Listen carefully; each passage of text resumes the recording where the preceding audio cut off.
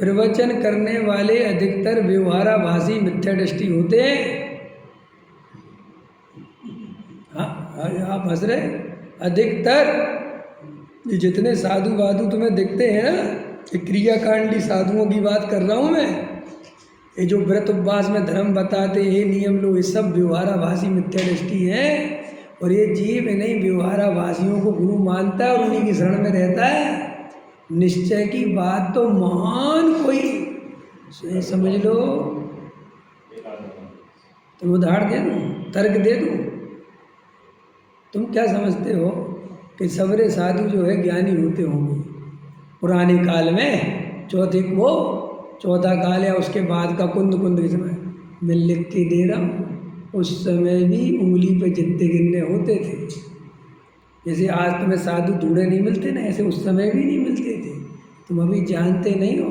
तुम तो क्या है कि 1000 वर्ष पुराना ग्रंथ है ना, तो बस ये सच्चे साधु थे। तुम्हें कुछ अता पता है? अभी जो वर्तमान में जो साधुओं के बारे में तुम जानते हो, और ये कोई ग्रंथ लिख रहे हैं तो 500 वर्ष बाद, 200 वर्ष बाद तो ये सब ग्रंथ भावलिंगी मुनिराजों के कहलाएंगे, आगम कहलाएगा। नहीं समझ में? आज तुम्हारा जो आगम कहलाता है वो क्या है? आगम वो साधुओं का लिखा हुआ तो है, लेकिन इसके नाजुक पॉइंट है, कोई बताता नहीं है। क्योंकि खतरे की घंटी है ना, तो सब छुपा लेते हैं। देखो, भद्रबाहु स्वामी के 24,000 शिष्य थे, ठीक है नहीं? तो जब ये तुम्हारा यहाँ पर अकाल पड़ा तो 12,000 ने तो डायरेक्ट मना कर दिया। मैंने भी तो इससे सिद्ध हो गया कि भाई थे ही नहीं सच्चे, क्योंकि अपने गुरु की आज्ञा ही नहीं मानी और उनने सारे वो चद्दर ओढ़ ली। जो भी तुम्हें पता है, तो इससे क्या पता चलता है कि वे आत्मश्रद्धानी थे ही नहीं, वे तो बाहर के साधु थे। कितने हजार? ये तो 12,000 में छटनी कर दी तुम्हारे 24 में से, और वे जो 12 चले गए उसमें से भी तुम हिम्मत। तो साहब फिर दीक्षाएं कैसे होती है? अरे भैया, मंद कसाई जीव है, विषय भोगों की वासना नहीं है, साधु बनने की भावना है, तो भाई ये सोच के कि बना दो, योग्यता होगी तो पा जाएगा। नहीं समझ में? वो ले लेता, उसमें कुछ कर नहीं सकते, समझ में? और हर चीज़ को, हर जीव को सम्यक दृष्टि जान के दीक्षा नहीं दी जा सकती, क्योंकि भाई साहब किसी का सम्मिशन दिखाई थोड़ी देता है। बस यही दिखाई देता है वैराग्य की भावना है, अंदर बहुत है, तो बस वैसे चल। आया समझ में कि नहीं? तो ये अपन को व्यवहाराभासियों के प्रवचन बहुत हैं, शास्त्र भी व्यवहाराभासियों ने बहुत लिखे हैं। और वे व्यवहाराभासी व्यवहार की मुख्यता से क्रियाकांड में धर्म बताकर, बहुत उनकी महिमा गा कर तुमसे वो क्रियाकांड करवाना चाहते हैं। तो वैसे लिखे हुए एक एक चीज का इतना बड़ा पाप अथवा इतना बड़ा पुण्य है, और आपको तो भाई पुण्य पाप बड़ा प्यारा है। आप तो पुण्य पाप मानते ही उसी के आधार से हो कि कौन सी क्रिया करना इसमें पुण्य ज़्यादा लगे, और कौन सी क्रिया छोड़ना जिसमें ज़्यादा पाप लगे। आया तो लकीर के फकीर है कि नहीं? देखो, श्री गुरु कहते जागृत तो है नहीं, जमी कंद का सेवन नहीं करता, समझ में आया? लेकिन अमर्यादित चीज़ें खाता रहता है, उसका उसे तकलीफ ही नहीं होती। और मैं जमी कंद नहीं खाता, इसका बड़ा अहंकार करता है। लेकिन उसकी जगह तू जो बाजार का खाता है और खाता है, वो तो भाई साहब जमी कंद से भी ज़्यादा पाप है, तरस स्थावर चीज है उसमें।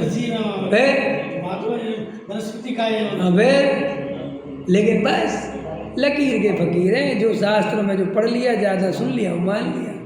आया समझ में कि नहीं? ऐसी बातें तुम्हें सुनने नहीं मिलेंगी।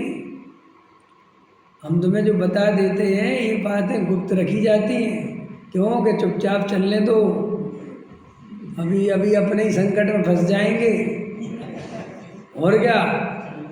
तो ये सब देखो रे भाई, सत्य हमेशा बोलो, चाहे तुम्हारी गर्दन भी उसमें फंसती हो ना तो भी फंस जाए, लेकिन सत्य से समझौता मत करो।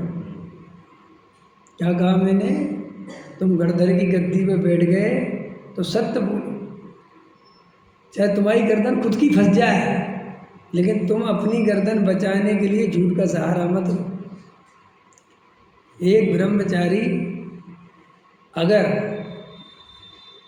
आश्रम बनाता है, समाज सेवा में लगता है, समझ ना मेरे, वो गद्दी पे बैठा है, तो उसको ये बात छुपानी नहीं चाहिए, क्योंकि उसको लगता है कि ये कहूँगा तो मैं ही फंस जाऊँगा। उसे डंके की चोट पर बोलना चाहिए, ब्रह्मचारियों के काम नहीं है। और अगर कोई आगे पकड़े तो क्या कह रहे हो, हाँ यही सत्य है, अगर तुम क्यों कर रहे हो, ये मेरी बहुत दोष है मेरे अंदर, लेकिन सत्य है क्या, तो भी वो सम्यक दृष्टि का पात्र हो सकता है, क्योंकि उसने अपनी परवाह नहीं करी, सत्य बताया। और जो अपनी परवाह करते हुए शास्त्रों का वर्णन करता है कि जिसमें मेरी गर्दन ना फंसे, वो तो एक नंबर का मिथ्या दृष्टि है। नहीं समझ में आया? कैसे व्याख्यान करता है, जिसमें मैं ना फंसूं। जैसे अपन मंदिर बना रहे, अपन संस्था बना रहे, तो पता उसको कैसे घुमाएगा। देखो जी, संस्था बनाने का राग तो ज्ञानियों को भी आता है। आया समझ में? समझ में आया? वो तो क्या करें साहब, और अपन थोड़ी उसके करता है। जो परिणमन होने योग्य है वो हो रहा है। आश्रम बनना था तो बन रहा है, हम थोड़ी उसके करता है। सब बकवास बंद कर, ये सब तेरे अंदर छल कपट चल रहा है। तू अपनी मान्यता को पुष्ट कर रहा है। तू ये क्रमबद्ध का सहारा ले लेके अपनी गलतियां मत छुपा। तू ये पर्याय की योग्यता कह कह के अपनी कसाय को मत छुपा। स्वीकार कर कि ये मेरा अपराध है, ये मेरे अंदर कसाय है, ये भाव नहीं आना चाहिए, फिर भी आया। और जागृत कर, ये अच्छा भाव नहीं है, ये तुम लोगों को नहीं करना, ये दम नहीं है, ये समझा तब तो सत्य बता। अरे आजकल जितने भी सत्य बताए जा रहे हैं उसमें अपनी गर्दन को बचा के ही बताए जा रहे हैं। प्रतिष्ठाचार्य के मुंह से सुना तुमने कभी कि जो व्यर्थ के पंच कल्याणक नहीं करना चाहिए, हैं? जबरदस्ती नहीं करने चाहिए। वो जब भी बोलेगा, अरे भाई साहब मंदिर बनवाओ, देखो राजा महाराजाओं ने कितने मंदिर बनवाए, 4 घर की समाज भी हो तो भी जिन मंदिर होना चाहिए, ये काय को बोल रहा है। और तुमने तो परीक्षा करनी हो ना, वो जो बोल रहा है प्रतिष्ठाचार्य, तो तुम ऐसा करना कि बिल्कुल बनवाएंगे जी पंडित साहब, बिल्कुल बनवाएंगे। बहुत अच्छी बात, बहुत अच्छी। बस जी तैयार हो गए हमारी प्रेरणा से। हाँ पंडित जी, और तुम बस भाई ये बोल देना, हम पंडित साहब की प्रेरणा से तैयार हो गए हैं और आज से 2 साल बाद हम पंच कल्याणक करवाएंगे विश्वासनगर का, लेकिन हमारे प्रतिष्ठाचार्य दूसरे रहेंगे, हम उनके सानिध्य में कराएंगे। फिर देखो तुम प्रेरणा कितनी काम आती है। ये क्या बात हुई, ये क्या बोल रहे हो?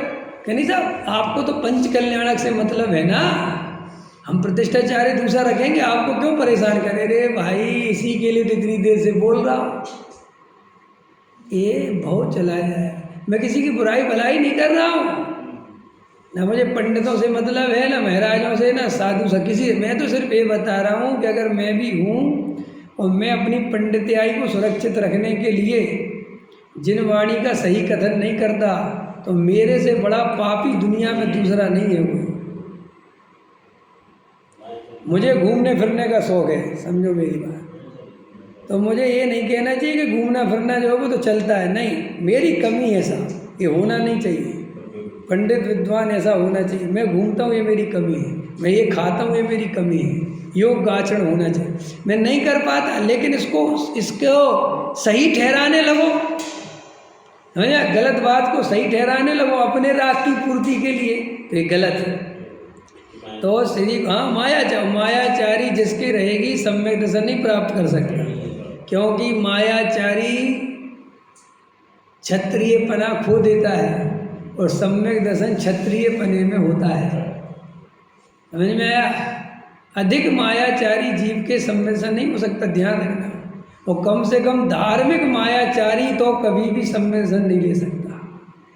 व्यापार आदि में मायाचार करे, पत्नी के सामने थोड़ा बहुत मायाचार करे, पत्नी के सामने करते नहीं मायाचार? कौन सा है बसंत जी? पत्नी के सामने कौन सा मायाचार करते टिंकल? अरे मैं तुझे बड़ा प्रेम करता हूँ, तू ही तो सब कुछ है, और अंदर कहता है ठीक है मान जा, दिमाग खराब मत कर मेरा। तो ऐसा मायाचार है? ऐसा तो मायाचार चले, ये तो दम। अरे यार अरविंद जी करते हैं, समझ में आया? हाँ पैसा नहीं है ऐसा कर। माया ठगने ने ठगा सारा संसार, हाँ जिसने माया को ठगा उसकी जय जयकार। वाह, तो तुम माया को ठग लो तो मैं हूँ वज्रसेन। समझ में आया कि नहीं? हाँ उसी में तो लगे हैं। आप समझ रहे ना, मेरा कहना मतलब ये है कि धर्म के क्षेत्र में मायाचार नहीं करना, बिल्कुल नहीं करना, भूल के भी नहीं करना। पूजा में मन लगे तो ही पूजा करना, लोगों को दिखाने के लिए पूजा मत करना, वरना तुम सम्मेलन की पात्रता खो दोगे। स्वाध्याय अपने लिए करना, दूसरों को दिखाने के लिए अटेंडेंस मत लगाना, वरना खो दोगे। दान देना तो मान के लिए भूल के मत देना, अपने भाव से देना। व्रत पालना तो ईमानदारी से अपने भावों से पालना, वरना बिल्कुल मत पालना। क्योंकि अगर धार्मिक मायाचार तुम्हारे अंदर आ गया तो तुम कभी सम्यक दर्शन प्राप्त नहीं कर पाओगे।